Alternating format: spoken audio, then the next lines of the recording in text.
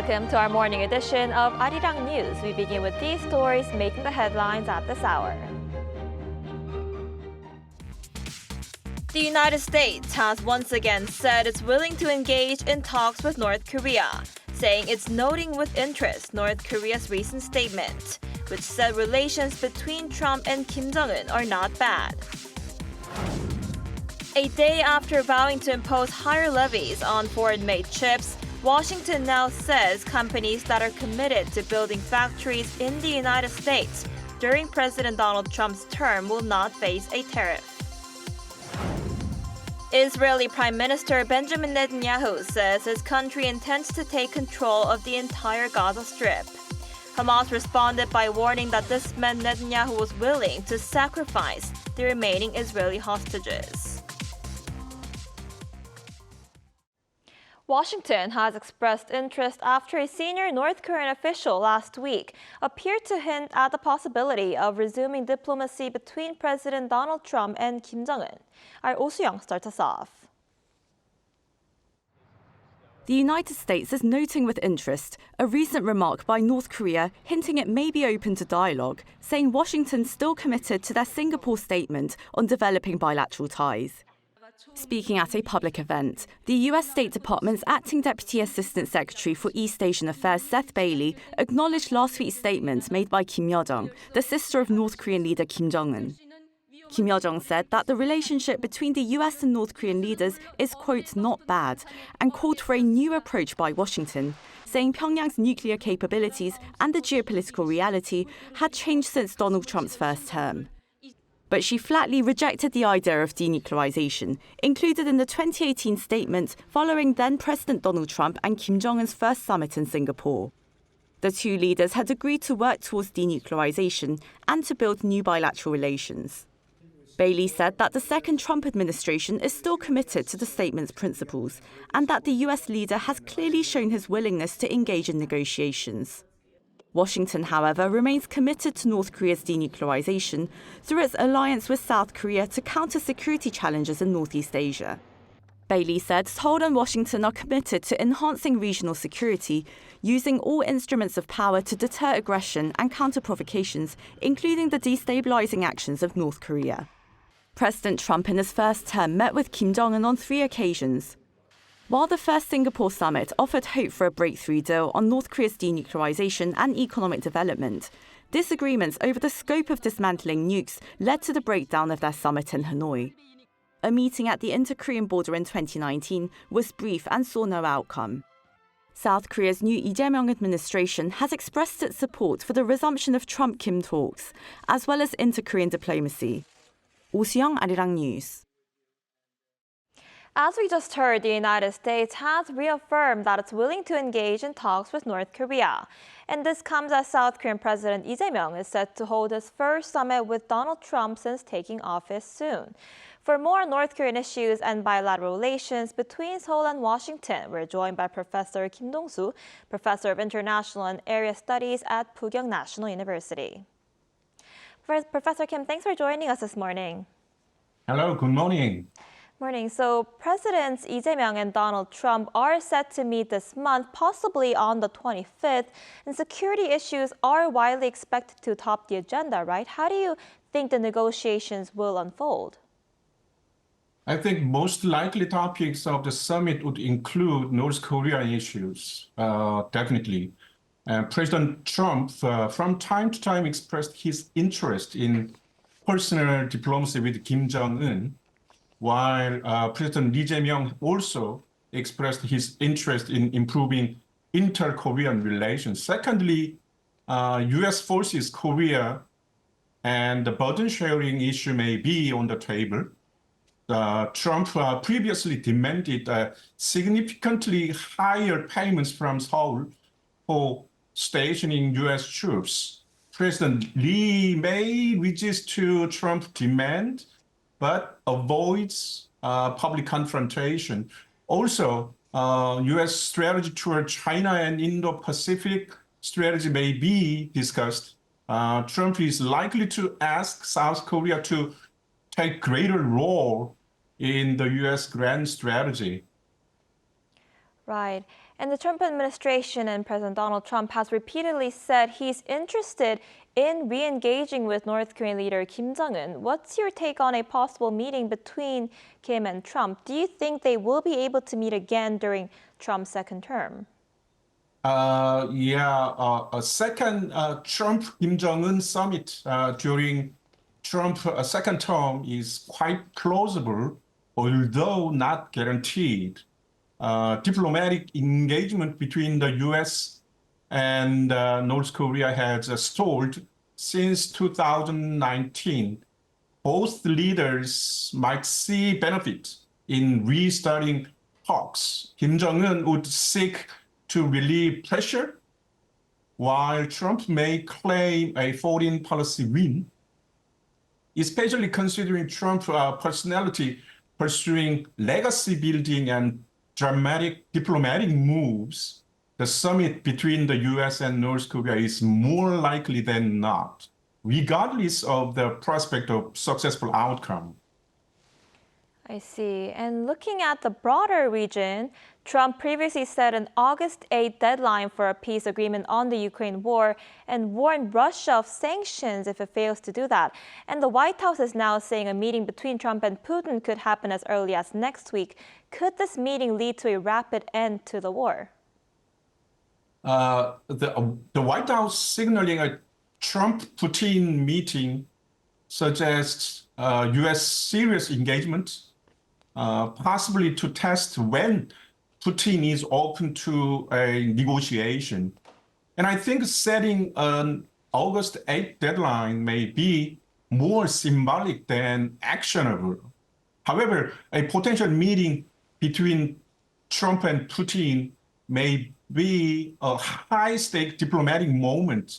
I believe that it could pave the way for ceasefire if it happens. It may be affect the Ukraine and its European allies to consider their alternative positions.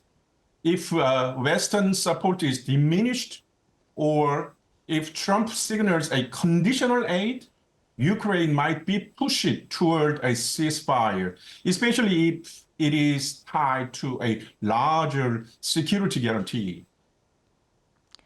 I see. And speaking of Russia, Trump also hit India with 50% tariffs for buying Russian oil. And the Indian Prime Minister is set to visit China for the first time in 7 years. Could these tariffs backfire and potentially open a door for China to build stronger ties with both India and Russia? Trump is pushing India for continuing to buy discounted Russian oil, arguing that this undermines U.S. effort to isolate Russia economically. A 50% tariff is a sharp increase, which is unprecedented in recent U.S.-India trade relations. Due to this decision, U.S.-India trust could erode. Especially India sees this as a coercive move rather than a negotiation tactic. Indian Prime Minister Modi's visit to China can be understood in this context. India may perceive the necessity to diversify its diplomatic strategy. If summit happens between India and China, China may offer India expanded trade ties, infrastructure collaboration, or regional influence via diverse channels. India is still tied to the Western allies, but if this kind of backfires are getting more and more serious, it is not impossible that India drifts away from US-led coalitions and move toward China-Russia diplomatic coordination. I see. I guess we'll have to see if those countries do strengthen ties to counter the United States. All right, Professor Kim, thank you so much for your insight today. We appreciate it. Thank you. U.S. Commerce Secretary Howard Lutnick on Thursday says semiconductor firms committed to building factories in the United States during President Donald Trump's term will not face a tariff. The comments come after Trump unveiled a plan to impose about a 100% tariff on chip imports. Our Lee Seung-jae has more. Semiconductor companies that commit to building chip facilities in the United States during U.S. President Donald Trump's term could be exempt from a proposed 100% tariff on chip imports. Speaking to Fox Business on Thursday, U.S. Commerce Secretary Howard Lutnick clarified that firms must file their commitment with the Commerce Department and be audited throughout the construction process to qualify for the tariff exemption. The comments come as Trump announced his latest sweeping tariff plan on Wednesday, where he said Washington would impose around 100% tariff on semiconductor imports. He cited national security concerns under Section 232 of the Trade Expansion Act of 1962, while hinting at broader sector-specific tariffs to be announced in the coming week. The announcement has drawn close attention from South Korean tech giants Samsung Electronics and SK Hynix. South Korea's top trade envoy Yeo Han-gu said Thursday that both companies would avoid the full 100% tariff under the current Seoul-Washington trade deal, adding that South Korea would receive the most favorable chip tariff rates of any country. This is because Samsung has already invested in 2 fabrication plants in Texas, while SK Hynix plans to open an advanced chip packaging and AI R&D facility in Indiana. However, there are doubts whether SK Hynix's packaging plant alone would fully qualify for tariff exemptions, while Samsung, on the other hand, could benefit from not only the 2 fabrication plants, but also news that it has joined Apple's supply chain. 이승재, Arirang News. Meanwhile, Trump on Thursday announced the nomination of Stephen Miran, the chair of the Council of Economic Advisors, to fill a key vacancy on the U.S. Federal Reserve Board of Governors. If confirmed, Miran is set to replace Adriana Kugler, who resigned last week. Miran will serve out the remainder of her term, which runs through January 31, 2026. Trump noted on his social media that the search for a permanent appointee continues, suggesting Miran only serve temporarily. The appointment comes as Trump ups pressure on the Fed to cut interest rates. Miran is expected to align more closely with Trump's push for looser monetary policy.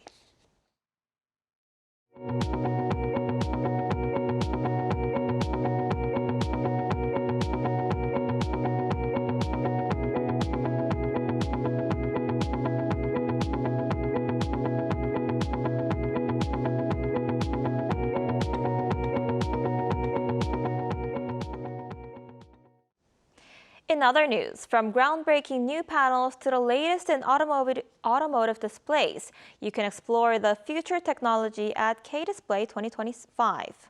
Our Moon Ji-young brings you all the highlights from this year's cutting-edge exhibition.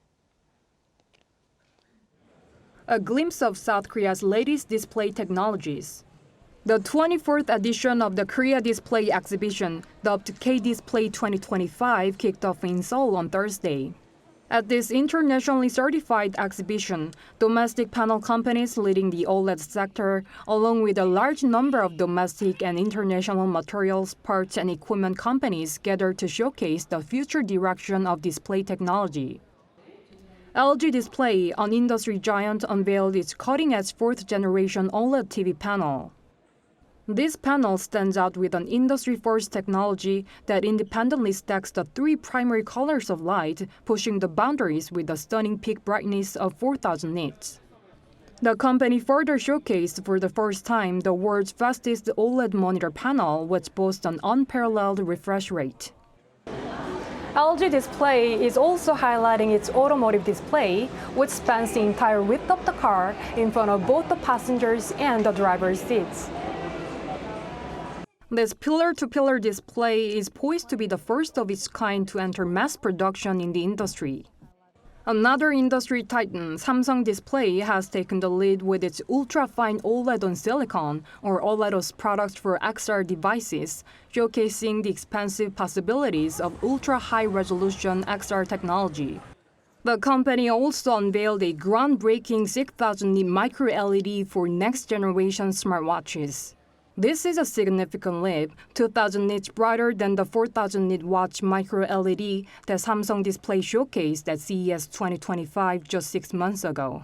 All these display technologies are being showcased until Saturday in Seoul. More than 140 companies are participating in this year's event, which has attracted approximately 20,000 visitors. The Ministry of Trade, Industry and Energy said the government will continue to provide policy support, including R&D investment and strengthening the competitiveness of the materials, parts, and equipment industry. 문지영, Arirang News.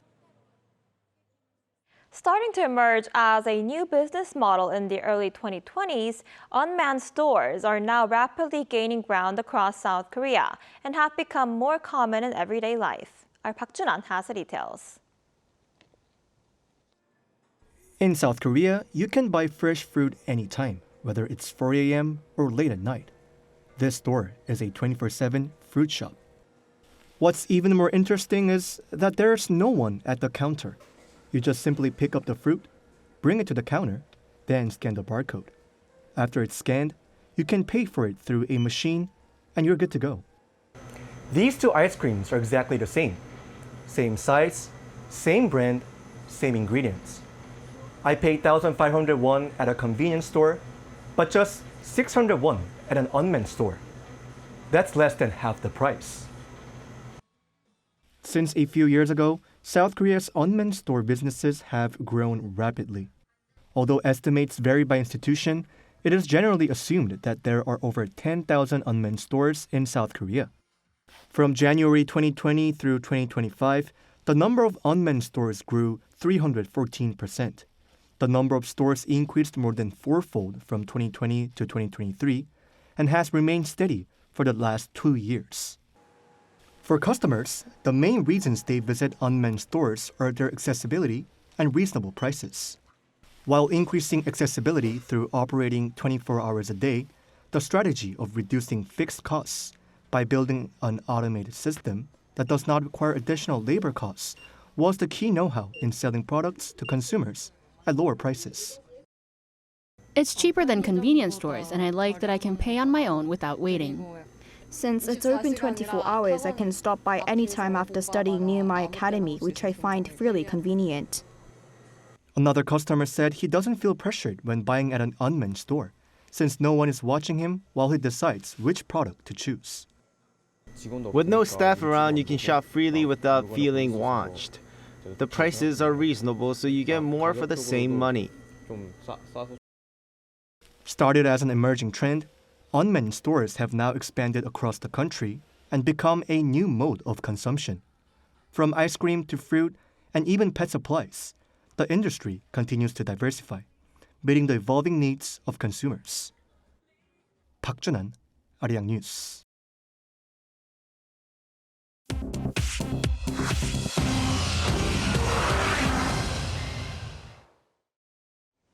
Now let's take a look at some stories from around the world with our Ji. Good morning, Ji. Good morning, Anji.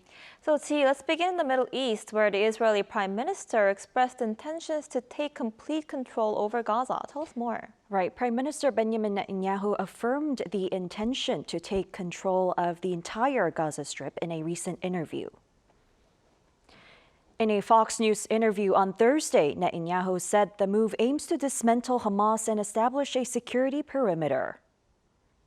Well, we don't want to keep it. We want to have a security perimeter. We don't want to govern it. We don't want to be there as a governing body. We want to hand it over to Arab forces that will govern it properly without threatening us and giving Gazans a good life.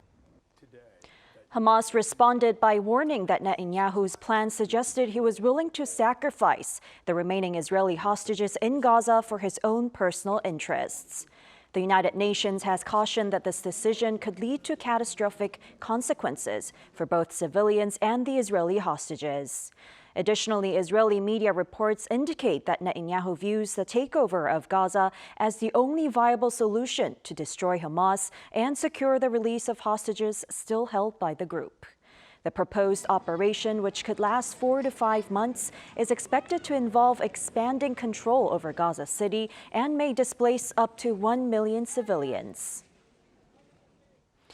Thailand and Cambodia have reached a consensus on implementing a ceasefire, agreeing to deploy ASEAN observer teams and pledging to freeze troop movements along their shared border. At a General Border Committee session in Kuala Lumpur on Thursday, officials from both countries finalized ceasefire terms following armed clashes that erupted on their disputed border last month. They agreed to a ceasefire covering all types of weapons, a pledge to refrain from unprovoked fire, and a commitment not to increase troop deployments along the contested border area. Both parties also agreed to establish interim observer teams comprised of ASEAN defense attachés and coordinated by Malaysia, with limited oversight from observers from China and the U.S. The teams will operate within their respective borders without crossing into neighboring territory.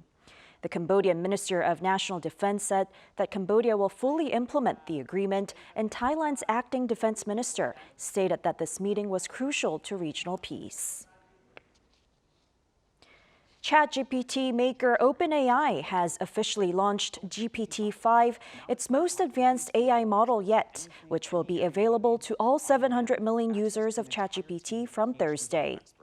CEO Sam Altman explained that the latest model can provide PhD-level expertise across a wide range of tasks with faster responses, reduced incorrect, misleading, or fabricated information, and built-in reasoning. The model introduces variants, GPT-5 Mini and GPT-5 Nano, optimized for speed and cost, as well as advanced tiers such as GPT-5 Pro and GPT-5 Thinking, designed for complex tasks. Finally, a study published in Scientific Reports on Thursday unveiled evidence of Neolithic cannibalism in northern Spain. Researchers examined human remains found in El Mirador cave. The remains from 11 individuals, including adults, adolescents, and children, date back roughly 5,600 years.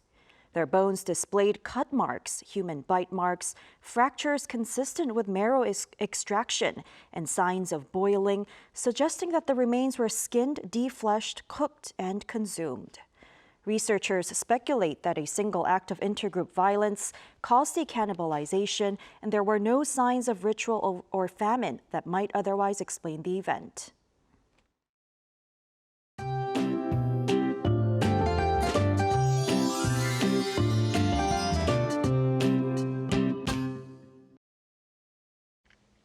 The overnight heat has finally eased quite a bit. Is Mother Nature going to be generous enough to take us right into the autumn this year?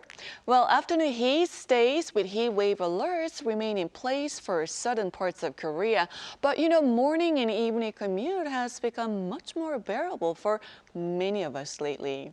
And unlike yesterday, sunny skies will turn cloudy in the afternoon with 5 to 20 millimeters of passing rain in the forecast in Gangwon-do and Gyeongsang-Pukdo province. Meanwhile, Jeju Island will see on and off rain all day today at a high of 30 degrees Celsius. Seoul, Daejeon, Gwangju will be topping out at 32 degrees. Southern regions and Jeju need to brace for heavy rain over the weekend. Jeollanam-do province could see more than 150 millimeters of downpours until Sunday. So those near the water need to be cautious of high swells, especially along the south coast and Jeju Island. Meanwhile, central areas will see rain early next week.